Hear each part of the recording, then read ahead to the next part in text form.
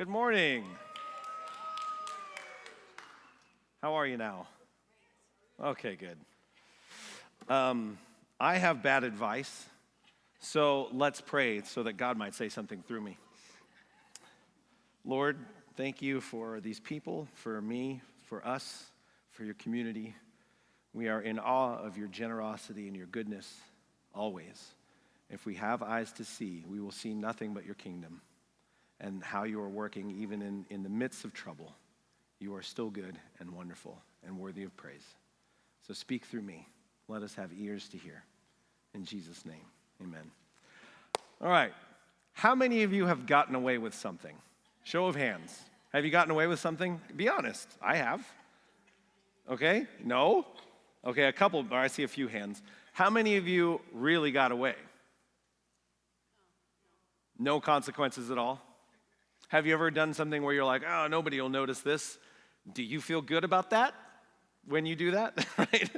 I feel like we do that to avoid suffering a lot. Like, I don't want to tell the truth or I don't want to be caught in a lie. So, and that's like the worst thing in today's day and age I think you can do to somebody is either make them uncomfortable, first of all, but really like hold them down to some expectation or, make them face their own inadequacies.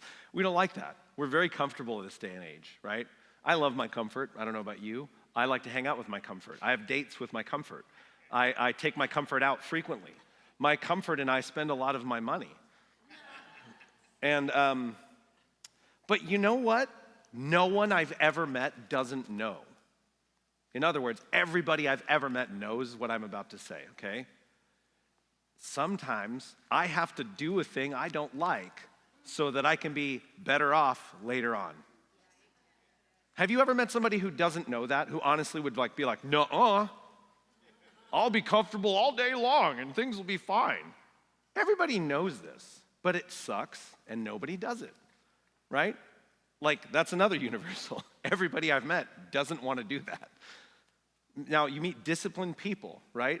Like, if you've ever heard of David Goggins, he's like this machine of a man who runs like 50 miles every minute and just keeps going. Like, his knees are swelling and falling off, and he's like, stay hard, and just keeps running. And and he's like, I wake up at 4:30 and I eat, and I'm just like, and it seems like, okay, good for you, right? And a lot of people don't like him. Why? It's kind of like a mirror, because he used to be kind of overweight and lazy. And now he's like, I don't know, he's probably like 75, but he looks like he's 20. And it sucks because it makes you realize, well, if I got up every day at 5:30 and I ran 50 miles and I ate right and I did what I needed to do and I already know what I need to do, I'd be there. So I want to tell you a story. See, Jacob is this character in the Bible, and he goes through some pretty fun stuff. It's really not fun. And so I'm gonna tell the story of his life, and then we'll pick it up in Scripture just for sake of time. Otherwise, we'll be reading several chapters to you. He sees a hot girl by a well, and he's like, who's that hot girl? And then they're like, that's Laban's daughter, Rachel. And he's like, cool. He goes to Laban. They're like related somehow. He's like, hey, you're my flesh of my flesh. You should work for me. What do you want for payment? He's like, can I get your daughter? And he's like, sure. Work for me for 7 years, and you can marry my daughter. He's like, sweet. Okay, totally common back then. 7 years. Laban tricks him into marrying Rachel's older sister. So they get married. She's like in a veil, and then I guess it was too dark. So there was, and then he's like, and he's like all mad. And he's like, come on, man, what happened? He's like, well, where I come from, we don't marry the younger daughter before the older daughter. So Laban says, what do you want? He says, well, I still want Rachel. Okay, how about another 7 years of labor? Because I already gave you one daughter. Okay, so he's, again, 7 years. So now he's worked 14 years for the one thing he wanted, and he gets it. He gets to marry Rachel. Then he basically says, like, after that whole thing, he starts to have some kids, whatever. And then finally, Jacob has a bunch of kids with both his wives and a couple of their servants. Don't you love how wholesome and wonderful the Bible is? Just totally normal nuclear family here. And he asked Laban to let him go, right? Said, okay, the jig is up. It's been 15, probably at this point, years. Can I just leave with my stuff, right? Like, I just want to take my huge now family and just kind of go. And Laban's like, you know? So he's like, what do you want? Laban asks him. Jacob says this in Genesis 30, chapter 30, verse 32. Let me go through all your flocks today and remove from them every speckled or spotted sheep, every dark-colored lamb, and every spotted or speckled goat. They will be my wages. Now, I don't know how many of you have ever been around goats, but they're kind of, you know, I wouldn't think of them as like what I would ask for. I'd be like, do you have gold, or like, you know, do you have another daughter maybe? I don't know. But you know, this was kind of like the simplest way to kind of measure wealth almost, was like, look at all the herds this guy has. Look at all the livestock. Look at all the goats, okay? But goats are like, they're cool, I think, but they're kind of stubborn and smelly, and they're not something I would look at in my modern eyes. It's something that I would like love to get, right? But it seems like a fair request. He's not asking for the best, right? If I were asking for goats, I'd be like the spotless goats. All the goats that are strong and healthy. But he's like, I'll take the speckled, the streaked, the dark ones, the whatever, you know, all of whatever, these ones, okay, just so we can know, those lambs are yours, these lambs are mine, okay, this will be a good way to divide it up. Now, Laban goes, sure. Then Laban, being a great man who's so friendly and kind up to this point and never changes a deal or anything, steals all of the speckled and spotted and streaked goats and puts them with his sons, and then says, now, Jacob, you watch this flock. So his deal was he would continue to work the flock and then take the ones that were spotted and speckled. Well, how many are left? None. So now he's going to be working for free again for no reward. So Jacob comes up with this awesome plan, which makes zero sense whatsoever, frankly. I don't understand why. The Bible doesn't really say why he chose to do this, but in Genesis chapter 30, 37, Jacob, however, took fresh cut branches from poplar, almond, and plane trees and made white stripes on them by peeling the bark and exposing the inner wood. Then he placed the peeled branches in all the watering troughs so they would be directly in front of the flocks when they came to drink. When the flocks were in heat and came to drink, they mated in front of the branches, and they bore young that were streaked, speckled, or spotted. That makes no sense, okay? This is not a lesson in like biology. I don't think this is something you can replicate, okay? But he basically, I mean, and this could be a theologically deep discussion one day we could have about becoming what you behold, right? But that's maybe another time. But later on in Genesis 31, we read this. This is Jacob talking to Rachel, I believe. It says, in breeding season, I once had a dream in which I looked up and saw the male goats mating with the flock were streaked, speckled, or spotted. The angel of God said to me in the dream, Jacob. I answered, here I am. And he said, look up and see that all the male goats mating with the flock are streaked, speckled, or spotted, for I have seen all that Laban has been doing to you. So it wasn't just a totally out of the blue thing as far as the speckled goats, but the system which he did, just cool, kind of, I guess. Like, wouldn't be my reaction, I don't think, to paint like a picture in front of somebody and be like, look, now you're going to give babies that look like this picture. But his reaction to working within the confines of the situation he was in, he reacted, the Bible says a few times that, again, we don't have time to just explore the text. It's, you know, he's not happy about these things. He's not like, well, those are the breaks. Laban just kind of, he's my father-in-law, what can I say? You know, he's mad. He doesn't like this. But he doesn't leave. And we find out in that last passage, God's actually with him. God's still using him in the middle of that. And his reward was goats, right? That's what he wanted. That's what he gets. Okay, interesting. But once God had spoken, his situation slowly starts to change. Because guess what happens? All those goats, they keep reproducing speckled and spotted ones. And then when he saw strong, like goats or whatever in the field, he would then be like, okay, they usually drink water here. I'm gonna put my little speckled, my painting, so they know what to shoot for, you know, over here. And then slowly but surely, now all the strong goats were speckled and spotted. And then all of the non-streaked and spotted goats are weaker. So this reminds me of a quote that I'll probably butcher. I don't even remember who I first heard it from. If you put a thief in a palace, He will see things to be sold for gain, and the palace will become a prison of debt because he will sell everything he sees.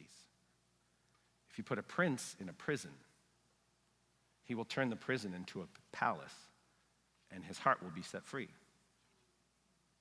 So the Bible goes out of its way to make God's people look foolish. Not look foolish, to honestly portray their foolishness, their hardship. It doesn't shy away from the fact that they were sinners that didn't have their head on straight all the time and almost never made the right decisions. Sound familiar? Sounds like me. I am like still to this day, I don't know if you know this, just because I speak and lead worship from time to time, I'm a horrible person a lot of the time. I do horrible things. I am lazy. I do not do what I should do still. But when I lean into what God has for me, like this morning when I took the time and I was like, Jesus, I want your freedom. I feel the invitation of the Lord, similar to what Jacob did, to do something different in the midst of your situation, rather than being just rescued from it. See, Jacob had this determination for whatever reason to stay there and continue doing what he was doing. Now, this is one of the last mentions of Laban we're about to read. Now, does he have a change of heart because of how good Jacob has been and how patient Jacob has been and how good he has been, as a servant and a son-in-law? No. This is what it says in Genesis 31, verse 26. Then Laban said to Jacob, for some context, I forgot I took this verse out. Jacob finally leaves. He's leaving. He's got all his kids and his wives and all of his new livestock, and he just leaves. And Laban says this, what have you done? You've deceived me. You've carried off my daughters like captives in war.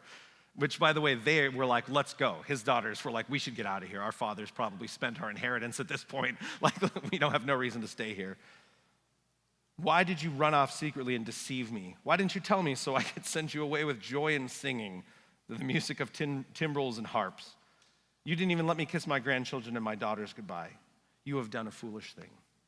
I mean, I can't say for sure, but I don't think that's how that really would have gone if he told Laban his plans, right? Based on his previous activity. Now it seems ridiculous that Laban has this reaction, right? This is the guy that changed the deal on him for 2 different daughters and then changed his wages 10 times, it says elsewhere in Scripture. So he's a liar and a cheat and a thief and a steal. And then he complains, and now he's the victim because you're leaving my toxic environment. How dare you? Now it seems ridiculous that he has that reaction. But am I really any different? I expect an extraordinary life, but I don't do extraordinary things. I expect a life full of freedom and abundance, but I don't sacrifice. And then I'm mad, and I'm bitter, and I'm the victim, because why is my life so hard? And I wonder how many of you can relate to that. I wonder how many of you are in a situation where you don't know what to do or you're frustrated and you're bitter towards God. Or you're bitter towards your boss or yourself or your spouse. And so it would be, am I saying just try harder or just be better? Yes. And what did Jacob have in this story? He had a vision from God. God told him what to do. He said, do you see what's happening in this vision I'm giving you of these speckled goats? That's me increasing you. You are doing the right thing by humbling yourself. You are trusting in me. I will bless you. Now, who leaves better out of this 20-odd year situation? Laban or Jacob? By how much do you think? How would you measure wealth in today's day and age? Bitcoin? Tesla stock? This was wealth. Goats were wealth. This guy literally is carrying, his wealth follows him around and eats grass. That's, for him, he's now literally, materially wealthy at this point. Plus, he has this huge family, which was another way of, God blessing you. If you had a big family, that was like, you have been blessed. Children in those days were considered a very good thing, a sign of your wealth, a sign of your goodness. right? Nowadays,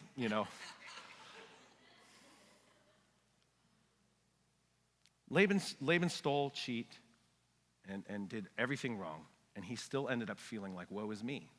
And he had the weaker flock and no family. And I think there's a little warning there that says if we continue on that path, where will we end up? Lonely, no wealth, no family. Jacob had a sensible reaction. He wasn't happy. He wasn't like, I'm just doing the work of the Lord. I don't have emotions. He was like, this sucks. This is stupid. But the Lord has been with me.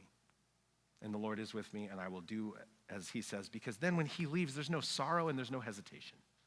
Because he gets to go blessed by God. God himself says, these are your flocks. I made it this way, right? I am the one who gave you this vision. These are now your sheep. They're strong. They are plentiful. Look at your family. Laban, he made his own choice. That was his decision, and that's where he ended up. So how many of us are sick of sacrificing, expecting to be set free, but not changing anything we're doing or who we're listening to? How many of us are sick of where we're at, but not sick enough to do anything about it? There's a good saying, never enough time to do it right, always enough time to do it twice, right? But I'm here to say our job as followers of God, as followers of Jesus, is not just to try harder. It's to be diligent in our relationship to Jesus. It's to be diligent in how we follow and how we show up. Because I am not going to say he will rescue us from uncomfort. In fact, he guarantees the opposite. You will have trouble. But I don't know about you, but when I'm hearing from God and I'm going through trouble, it makes the trouble the right thing to do. And now suddenly I want to do it. Versus me avoiding it and knowing that I'm a little more comfortable, but now I have to carry shame and now I can't sleep. So things are not going your way. How are you seeking the Lord? Things are not going your way. What are you going to do about it? Are you going to be more upset? Are you going to be more bitter? You're going to be mad that somebody is doing something even though you forced them to do it? Or are you going to ask God, where are you in this? What are you doing? Where is your path of the goats? How do I use what I'm doing now? What are you blessing in what I'm doing now? Because I guarantee he's in what you're doing now. He's in the job you hate. He's in the relationship you don't like. He's in the uncomfortable thing you're doing. And if you just humble yourself and say, look, this sucks, God. You can be honest. You don't have to be like, you're so good all the time. And no, I love that person so much, even though I get sick when I think of them. You can be honest with him. That person makes me sick. Where are you in that relationship? And I guarantee he'll be like, I'm working on your heart because you have this issue and you're impatient. Okay, David Goggins. That's a callback. See what I did? So I just wanted to challenge us as a body of community that what we're in right now, I'm not guessing, and this isn't my opinion, okay?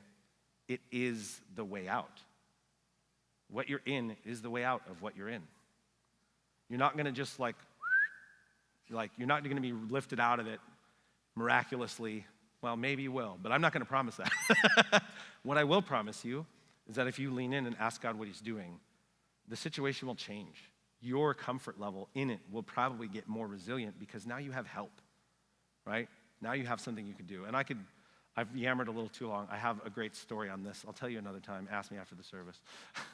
But I just want to ask this simple question. Where's your path of goats? What's the thing that you have right now that you're ignoring or you don't want to do or you just, it's obvious. Like I said, I've never met anybody who doesn't know the answer to this question. It shouldn't be revolutionary to you. But I want you with your mouth to tell somebody. Okay? I want you to, with somebody here, to just say, I am not doing this thing that I know I need to do. Because guess what? That will be the most painful part about today, that 1 minute that you spend saying the thing. And guess what will come? All of heaven Jesus himself will step in and say, thank you for confessing. I am on your side for this, for you. That I can promise. That I can guarantee.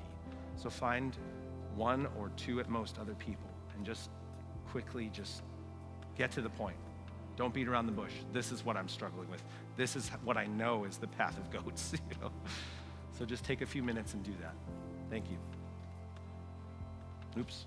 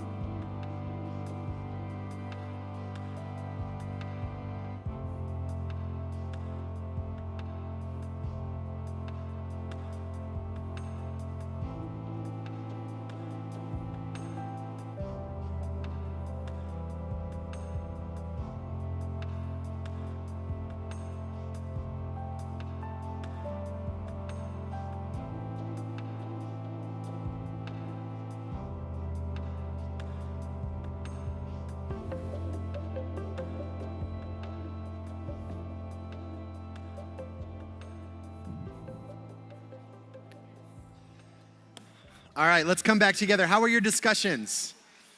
Good, awesome. I love doing this. I know we think the church should be a place that we just all come and have information downloaded into us and then we walk away changed. But really change happens when we're willing to engage one another in these deeper conversations. So thank you guys for that. Thank you those who are online. I saw some of you chatting there.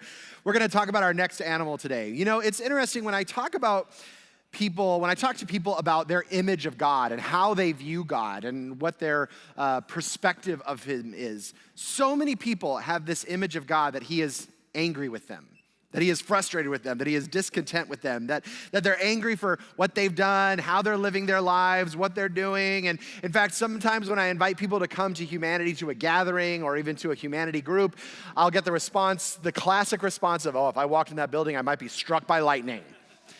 And I always respond with, wrong God, that's Zeus, right? That's not this, you're fine. But even with this, we have this idea that God has this, for many of us, we have this idea that, God's loving and God is love, but he's really more angry or disappointed or vengeful in how he relates to us. Yeah, he says he's loving, but I don't know if I can actually trust this. And I don't know if that's good old school Catholic guilt, or if that is just us being informed by books like Sinners in the Hands of an Angry God. But we have this image. And even though so much of the scriptures talk about God being loving and compassionate and empathetic and long-suffering, this image of God being angry and disappointed and longing for revenge keeps popping up over and over and over again. And I think we get something twisted, because here's what I want you to know today at a core level is that God is not angry with you.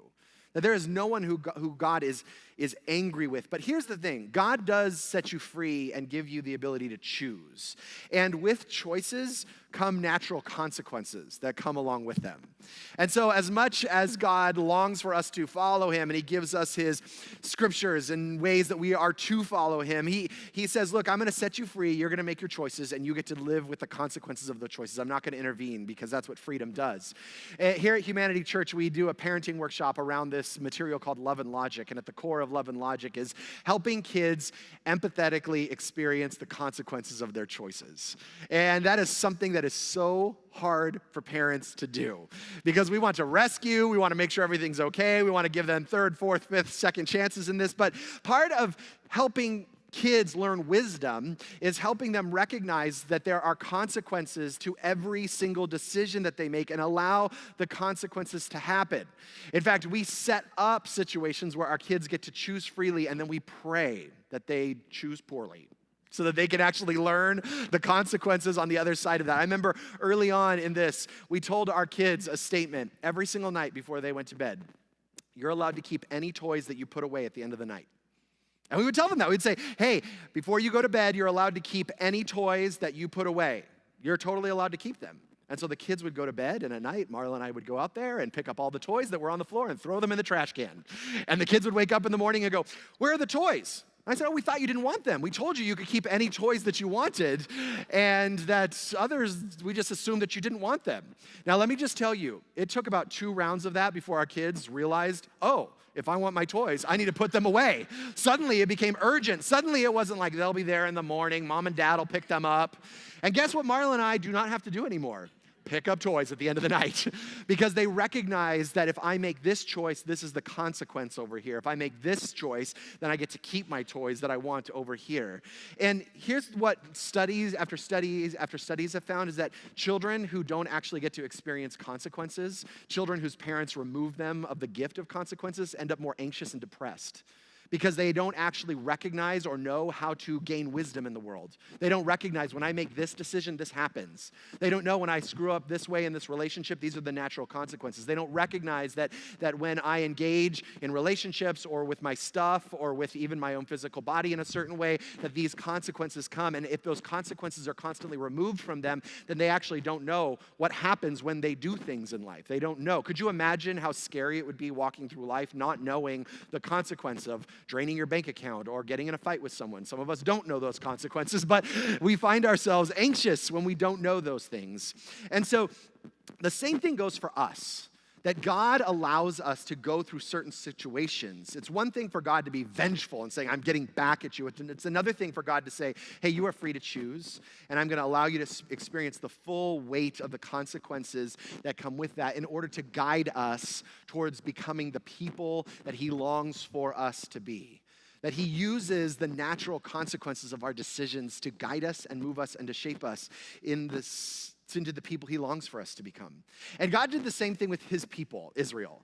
He told them over and over again, here's how I long for you to live. In other words, I allow you to keep any toys that you want to that you put away. And he would tell them, hey, this is how I want you to be with me. This is how I want you to be with other people. This is how I want you to engage life. This is how I've set up the universe for you. And he says, if you engage this, you will have my blessing and my protection.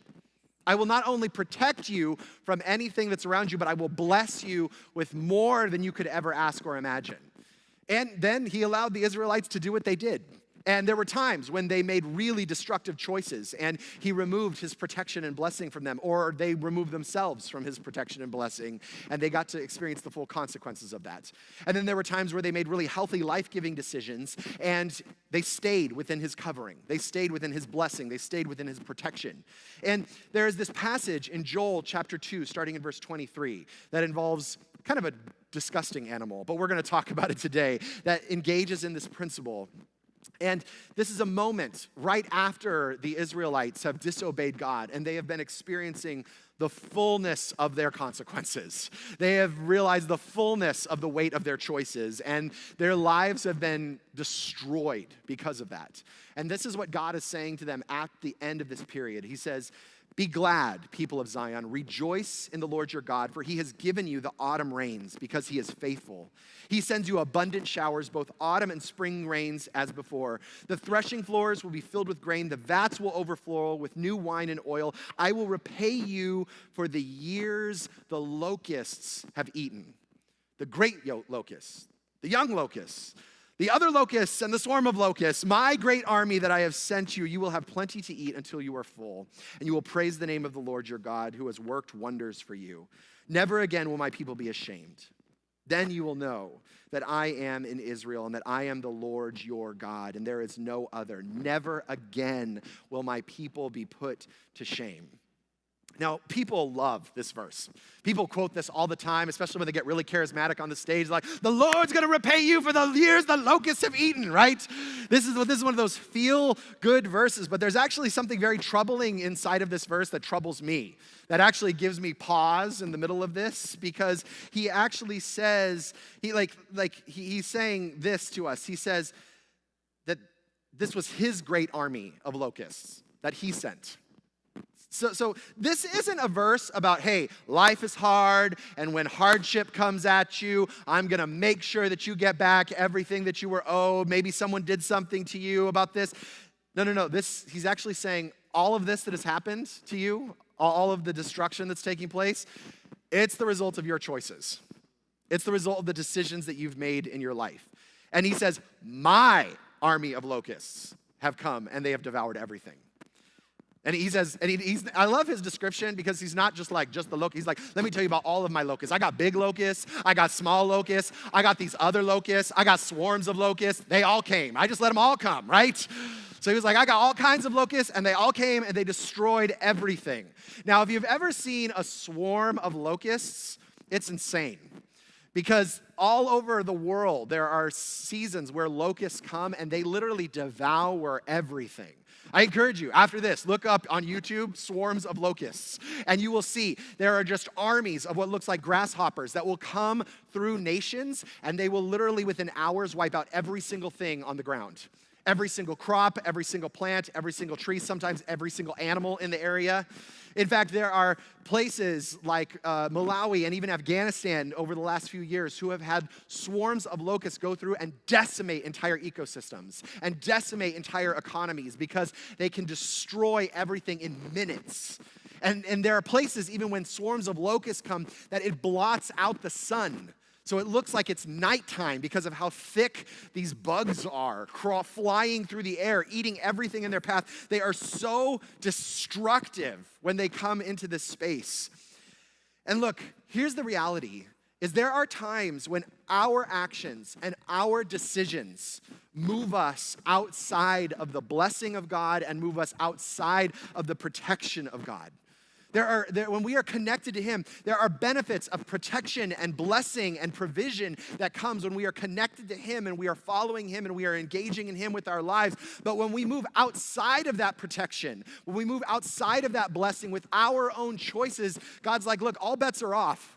I can protect you while you're with me, but I don't get to protect you when you move yourself outside of my blessing.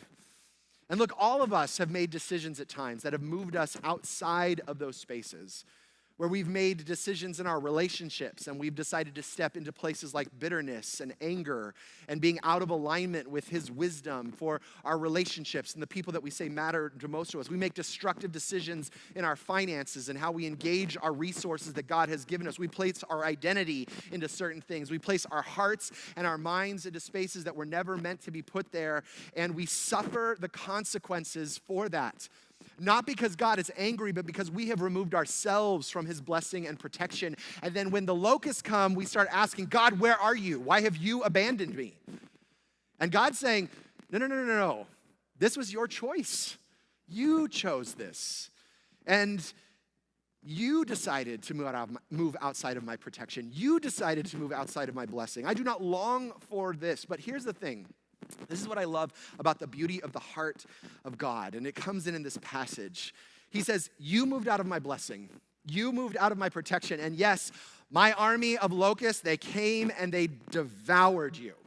I was holding them off. There was a barrier of protection that kept you from them when you were connected to me, but they have now come to devour you. But he says this, when you return to me, when you come back into my protection, into my blessing, he says, I will repay you for all of the years that the locusts have eaten. I will repay you for all the years that you removed yourself out from my blessing. I will repay you for all the years that you removed yourself outside of my protection. And here's what I absolutely love about this. He doesn't say, I'm just gonna squish all the locusts now so you can start over with nothing. He doesn't say, I'm going to help you rebuild, or he doesn't say like, hey, I'm going to give you back so you can do with everything. He says this, everything that was taken, everything that was destroyed, everything that you no longer have as a result of your decisions, I'm going to give it all back to you. I'm going to restore all of it. I'm going to make sure that you have everything that was taken from you, even though it was a result of your own decisions. I will give you all of it back. I mean, how many of us can look back on our lives and see seasons where we lost big time, where there were relationships that were devoured, where there were hearts that were devoured, there were dreams that were devoured. And looking back, hindsight 2020, we can say, yeah, I made some screwy decisions that led to that, to the loss, to the breakdown. And maybe even there were people giving you warnings and saying, hey, this is not a great decision. This is not the path to go. I promise you this will be destructive. And we made the decision anyways. And you find yourself making destructive decisions anyways. Maybe you aren't where you want to be right now, and you feel stuck. There's all kinds of locusts of addiction. There's locusts of comfort that call us out of God's protection. There's locusts of fear and anxiety that call us away. There's locusts of pride. There are locusts of disappointment. Of God, I want my life, or I want other people, or I want my kids, or I want my circumstances to look a certain way. And now I'm outside of your blessing and protection because now I'm cursing you. And the locusts have come. And they're starting to take things away from our hearts and our minds. And we look around and we're going, I'm being devoured as a result of my own decisions here. But this is how I know God is not interested in punishing you. This is how I know that God is not mad at you for putting yourself in those spaces, because a God who was interested in a punitive relationship would have put you to shame. See, in these moments, he would have said, well, I hope you learned your lesson. I hope that you get it this time. I hope that you change now that the locust ate everything that you have, and I hope that you finally get it. But what I love is that he says, come back to me, and I will give you rain needed to regrow the crops. And I will give you food, and I will give you wine, and I will give you oil, and I will give you everything that you need, even though I owe you nothing. I will give you everything. And I love that he says this twice. He says, and you will never be put to shame. You will never be put to shame.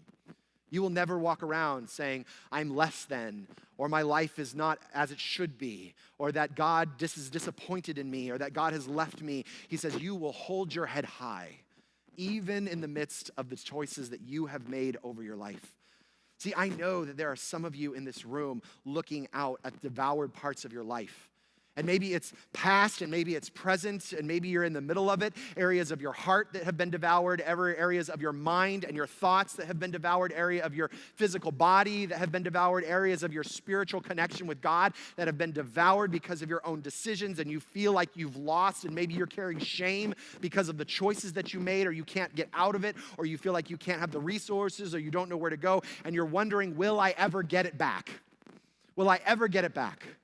And the worst thing that I know a human being can find themselves in is when they feel like their best days were behind them. And their future is just one march into shame and scarcity because of the decisions that they made or the things that have happened around them. And many of us are living in the shame of our choices from the past.